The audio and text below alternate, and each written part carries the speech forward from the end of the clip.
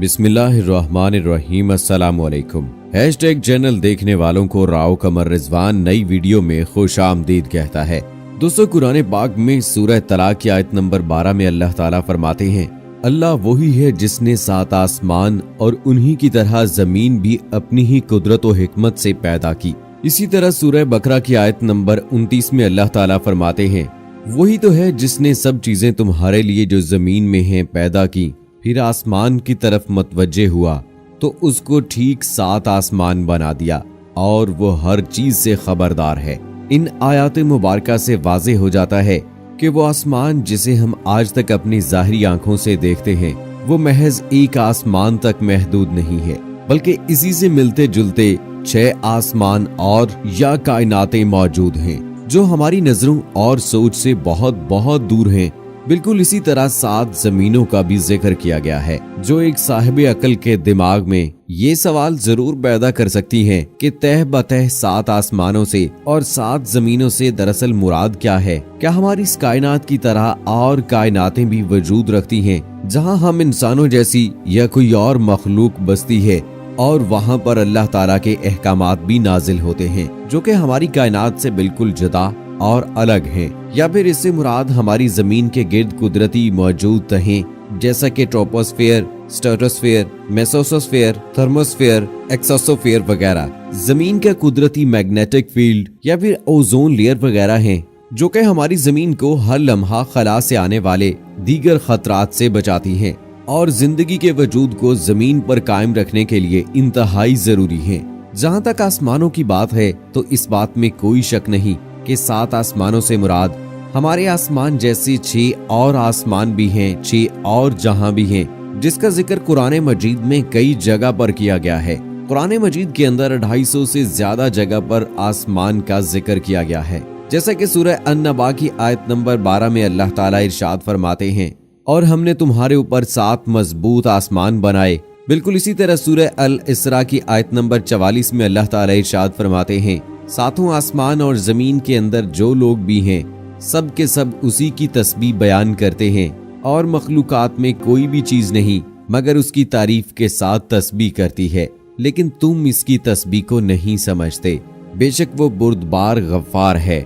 यानी कि खालिक के कायनात ने सिर्फ एक नहीं बल्कि 7 कायनातें 7 जहां बनाए और इन्हीं कायनातों के अंदर इसी जमीन की तरह की ही कई जमीनें मौजूद हैं जहां पर कई नामालूम मखलूकात आबाद हो सकती हैं।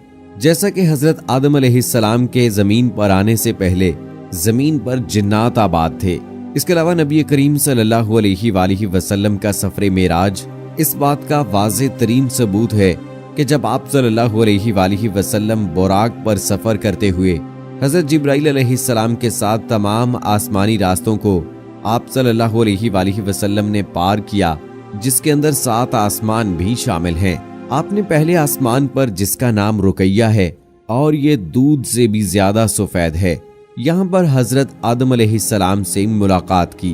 फिर दूसरा आसमान जिसका नाम फैदून या माउन है और ये ऐसे लोहे का बना है जिससे शुआएं फूटती हैं।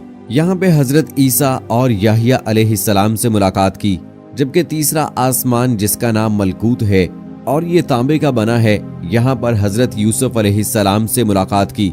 चौथा आसमान जिसे जोहरा कहते हैं और ये सफेद चांदी से बना है, यहाँ पर हजरत इदरीस अलैहिस्सलाम से।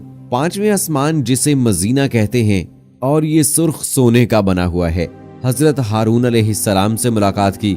6ठे आसमान जिसका नाम खालसा है और ये चमकदार मोतियों से बना है, यहाँ पर हजरत मूसा अलैहिस्सलाम से। और 7वां आसमान जिसका नाम लाबिया या दामिया है और ये सुर्ख याकूत से बना है, यहाँ पर हजरत इब्राहीम अलैहिस्सलाम से मुलाकात की। और इसी जगह पर बैतुल मामूर भी मौजूद है। यानी कि जमीन पर मौजूद खाना काबा की तरह उसी के ऊपर आसमान में भी एक खाना काबा मौजूद है जिसका हर वक्त 70,000 फरिश्ते तवाफ करते रहते हैं और जो एक बार तवाफ कर ले दोबारा उसकी जिंदगी भर बारी नहीं आती।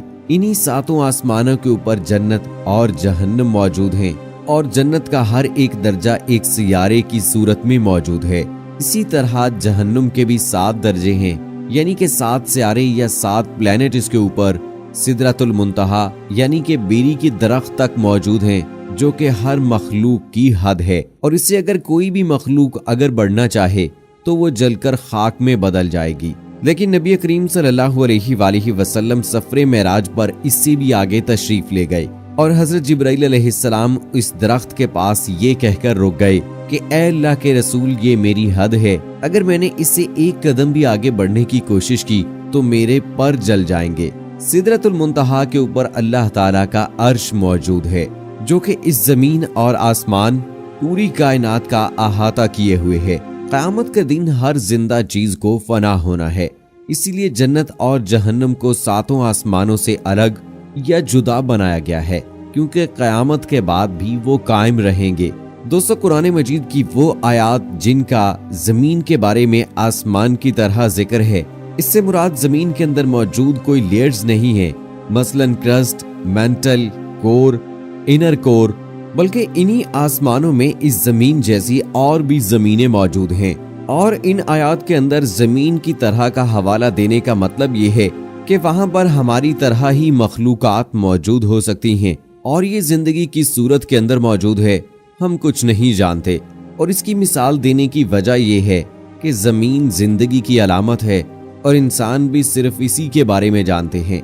जब इंसान की मौत का वक्त करीब आता है तो उसकी रूह को हर एक आसमान के दरवाजे से गुजार कर आलम अरवाह के अंदर ले जाया जाता है, जहां पर कयामत तक आने वाली तमाम रूहें इंतजार करती हैं। हर एक आसमानी दरवाजे पर निगहबान फरिश्ते मौजूद हैं और इस रूह का हसब नसब पूछते हैं और फिर उसके बाद उस दरवाजे से गुजरने देते हैं।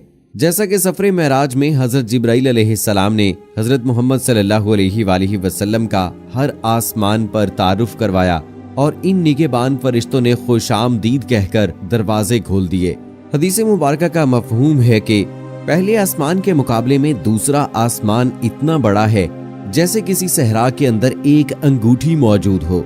एक बड़े सहरा के अंदर मौजूद एक अंगूठी की हैसियत क्या हो सकती है, ये आप बखूबी जानते हैं, यानी कि ना होने के बराबर। और इसी तरह एक और जगह पर फरमाया कि दूसरा आसमान पहले आसमान की निस्बत इतना बड़ा है कि दूसरे आसमान को सहरा समझ लो और पहले आसमान को एक अंगूठी जो इस सहरा के अंदर मौजूद है। और इसी तरह सातों आसमानों के बारे में आपने इसी तरह बयान फरमाया कि इन सातों आसमानों के अंदर हर एक आसमान दूसरे आसमान से साइज के अंदर नाकाबिले यकीन हद तक बड़ा है, जिसके ऊपर अल्लाह का अर्श मौजूद है।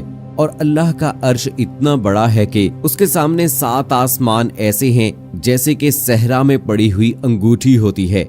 इसी बात को आज साइंस मल्टीवर्स थ्योरी कहकर कुछ इस तरह से इसकी वजाहत करती है कि हमारी इस कायनात जैसी कई और कायनातें भी मौजूद हैं जो एक दूसरे से जुदा और अलग अलग हैं। इस पर दुनिया के सभी साइंटिस्ट यकीन रखते हैं, जिसे मशहूर कॉस्मोलॉजिस्ट डॉक्टर एलन गुथ ने न्यूमेरिकल कैलकुलेशन से साबित किया और बताया कि जिस कायनात को हम अब तक सब कुछ कह रहे थे वो दरअसल हमारी इस पूरी कायनात का एक छोटा सा टुकड़ा भी नहीं है, जिसे हम ऑब्जर्वेबल यूनिवर्स कहते हैं, बल्कि असल कायनात यानी नॉन ऑब्जर्वेबल यूनिवर्स इसके मुकाबले में 3 × 10⁻23 टाइम्स बड़ी है। यानी कि ऐसी कायनात जिसे ना तो देख सकते हैं, ना ही इसका मुशाहिदा कर सकते हैं और ना ही इसे कभी देख पाएंगे। दोस्तों, हर शख्स अपनी आंखों से हर रोज हर लम्हा इस बात का मुशाहिदा करता है और कर सकता है कि इसके सर पर यह बुलंदोबाला आसमान छत की मानिद